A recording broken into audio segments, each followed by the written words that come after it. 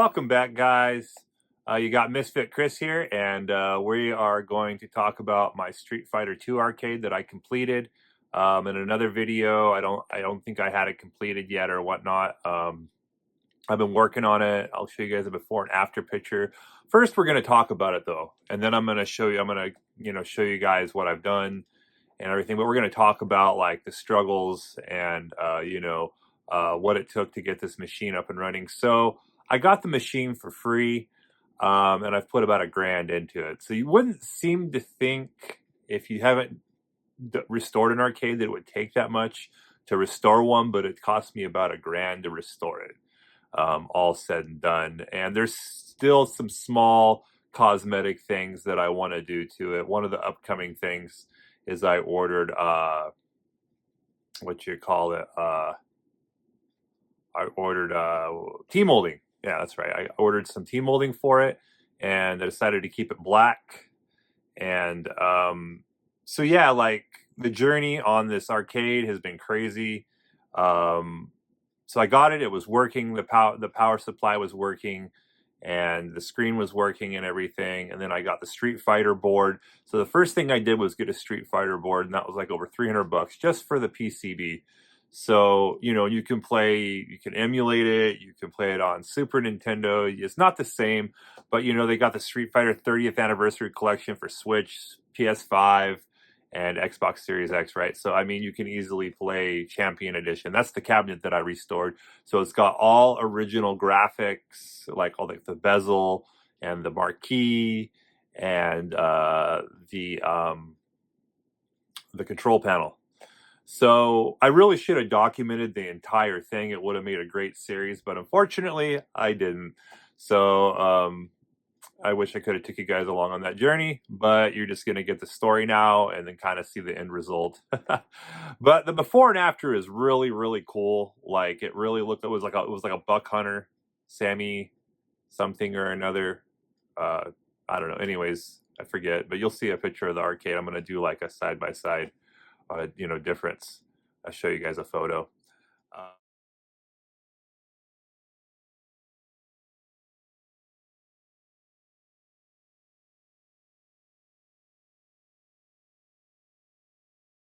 Controls, so trying to figure out the JAMA and the controls. And while I was doing that, I didn't realize that all of the controls have to be on the same circuit in order for the directions to move up, down, all that. And so, I mean, I think I did in the past, but I'd forgotten. So I was like, this thing isn't working, and I was reaching out to all these like arcade shops and trying to call people to get like help, because there's nobody here on Guam that deals with like, you can't call somebody like you can in California to be like, hey, I gotta, there's still arcade repair people there. There ain't no arcade repair people here on Guam. There ain't no, you're on your own, man. So I got new controls, so everything was working, and then I was having screen fluctuation problems, and I actually ordered a brand new control panel, because the control panel that was on the Dynamo cabinet was, they put all the holes in the wrong, it seemed like it was for another game. I don't know what game it was for, but someone hadn't actually drilled the holes. They seemed like they're original, but there wasn't the 6-button layout for Street Fighter Champion Edition, so I had to order that. And shout out to Vintage Arcade Superstore in California in Glendale. Gene Lewin is an awesome guy, super helpful. So go check that. I'll put a link in the description to them. They're there in Glendale, California, and that guy's been super helpful. So did the controls, did the graphics, and got the game board in, and it was kind of slowly pieced together. And then the chassis started having issues, which is the control. If you don't know, that's the control board, like the guts, electronic guts on the inside that does everything for the CRT2. So that started having like fluctuation, and then it would be fine. So the board was was going out. The flyback was probably going out, which is a piece in the back that controls the focus and what else, I don't know. I'm still learning. I've learned a lot through this process. So, but yeah, so that started having problems, and eventually it just failed, completely failed. So there was sound, the marquee would light up, but there was no screen. Screen was completely black. So I reached out to Arcade Superstore in Glendale, California, and they hooked me up with a recapped board for my monitor. And so I actually want to get a recap kit and stuff and a new flyback for that other board that I took out and try to do it, because I know how to solder. So I want to try to restore the other board so I have a backup one if the other one ever goes out. But got that new chassis in. It was just plug and play. Just had to be careful, take pictures. Always take pictures when you're taking things apart. So got that new chassis in, and after I got the new chassis in, plugged everything in the way it was supposed to go. And so when you're dealing with CRTs, you always need to be super careful. So I made a discharge tool. So that's basically a piece of wire, and you wrap it around a screwdriver, and then you ground it on the chassis itself to another piece of metal, so that when you're taking off the anode cap, you don't shock the crap out of yourself. Don't want to do that. So I did that. That thing had been sitting so long there wasn't going to be any electricity anyways, but you always got to be careful, right? So discharged it, took the pictures, and then plugged everything in accordingly how it was on the other chassis board. So plugged everything in, crossed my fingers. And the other thing is I actually had a working Suzo HAP power supply from an Area 51 board that I have. And all the Molex connectors and everything. Molex connectors are these little plastic connectors, and they have a certain amount of pins, and you plug it into the electrical JAMA like harness that supplies power to your board and all that. And so it matched up, but there was some colors on the wires. I'm sure it's fine. I actually even reordered a brand new one, which is the plan is to put a brand, because it's still got the original Dynamo power supply from 1999 in there. And I was wary about starting up that new chassis with it, but I gambled on it because it was powering up the marquee and the lights and everything when the screen went out. So, so I was like, figured, well, it's probably still good. So I powered it up, and then boom, screen came on, super bright, no issues. The only thing is the width. The height is good. The width, I got a little bit width on the outside. I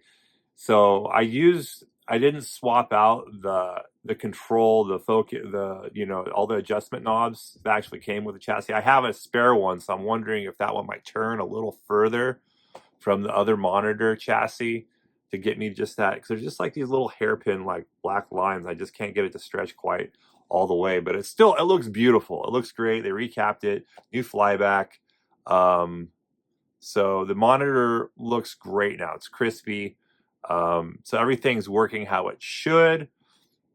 I would like to put in the brand new power supply. I'm just wary. My skill level in like I'm pretty sure that it's set up properly. I just need to really go over to make sure, because the actual power connector is, but there's another 3-pin where the colors don't quite match up, and it's making me a little wary, because you should put in a brand. I got basically not a brand new board, but very clean Street Fighter 2 Champion Edition board in there, brand new chassis. So, so everything, I like having everything as new as possible is your best bet for the best function, right? Instead of having in the old power supply, which is definitely working. I actually want to get that recapped, or reach out for a cap kit, or try to make a cap kit for it. So it's been quite a journey. And then then the whole sticker part. So I ordered the marquee and the bezel and the control panel. That was a whole nightmare. The control panel was a whole nightmare. Like getting the sticker, it was wrong when they sent it to me.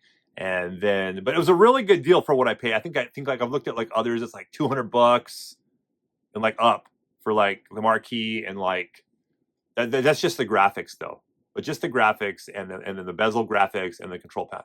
So I think I paid $80 for everything, but the control panel was wrong. That company was cool on eBay, and they sent me the file, so I was able to Photoshop in the file and manipulate everything the way I wanted it to be. Still, it wasn't perfect, but it still worked pretty good. You might be able to notice it. If you're not looking for it, you may not notice it. But so I got the side Championship Edition sticker. So the whole thing looks like it should, like the OG.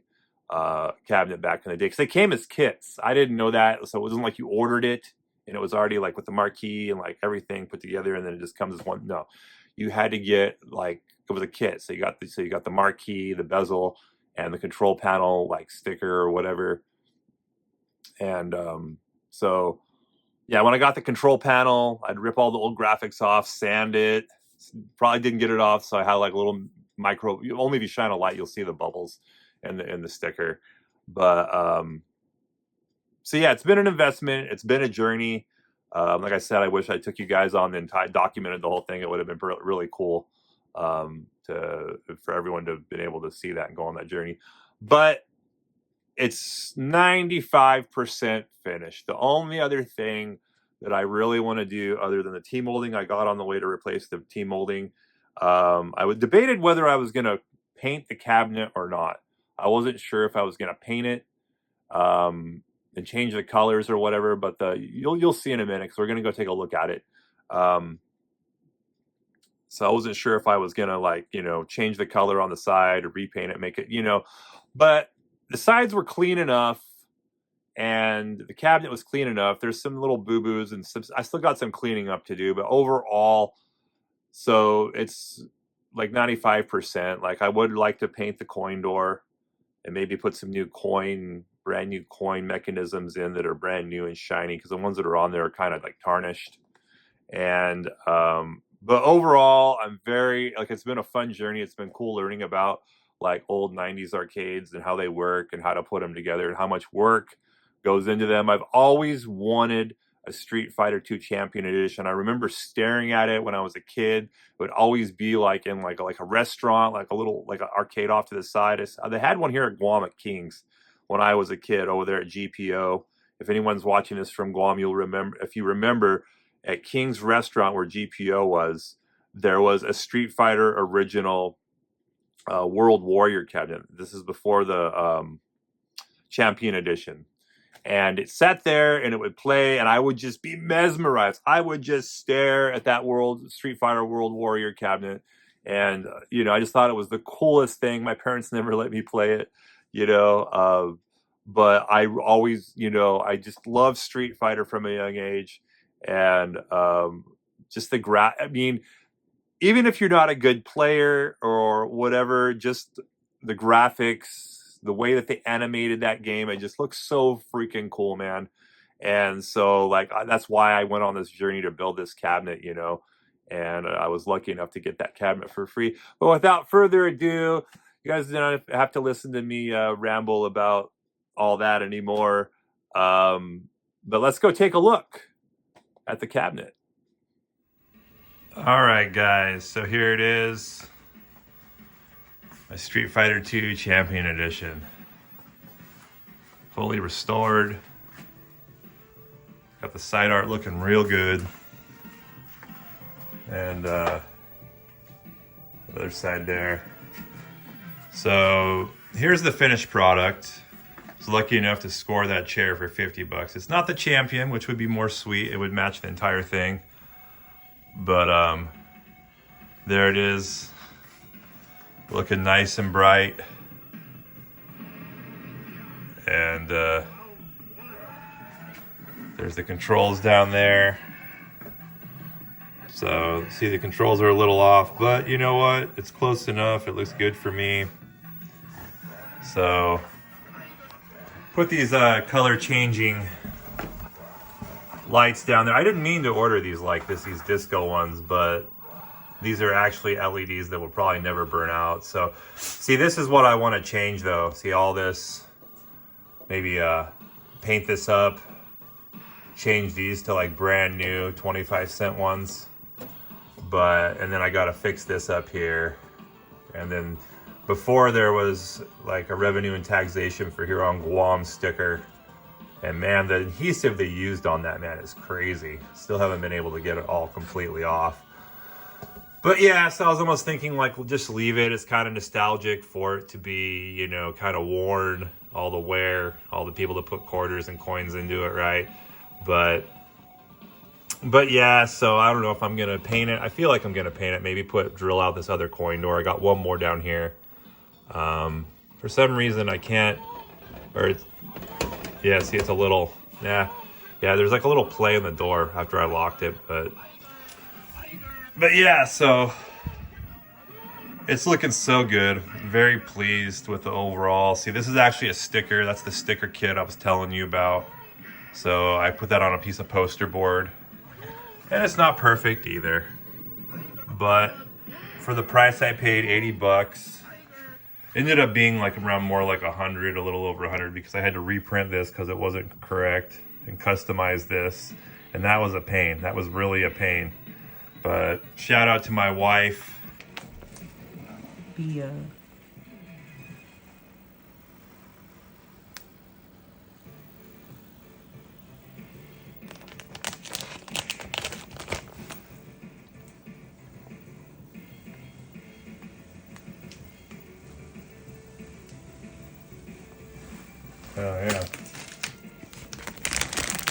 Oh, right away. For helping me with the stickers and stuff. She really helped me out a lot and made it easy. She's good at that stuff. So then I painted all the screws to make them look like new, to put them in that came with the control panel. So that it's looking real good. And that marquee is looking really good as well. And very pleased with the marquee. I think I might, it's lit up nice, but I think I would like to maybe put some LED ones in there. They're supposed to be LED, but I don't think that they are. And so yeah, guys, I just wanted to make this quick short video and tell you about my Street Fighter 2 Champion Edition arcade. And it really turned out great. And so then it's got the chair, which I love the chair. It doesn't match it perfect, but it's a pretty sweet, it's a one-up chair, but it matches it pretty good. So yeah, that's my Champion Edition Street Fighter 2 arcade. And you know, I'm gonna do a side-by-side so you guys can see the before and after. And then this, to end the video off, I picked this up. You never see them with the stand. And so this is a 36-inch. This is the biggest Trinitron that I have ever had. And it was like in mint condition. So I got this for 30 bucks with the stand. And you never see them with the stand. I've never seen it.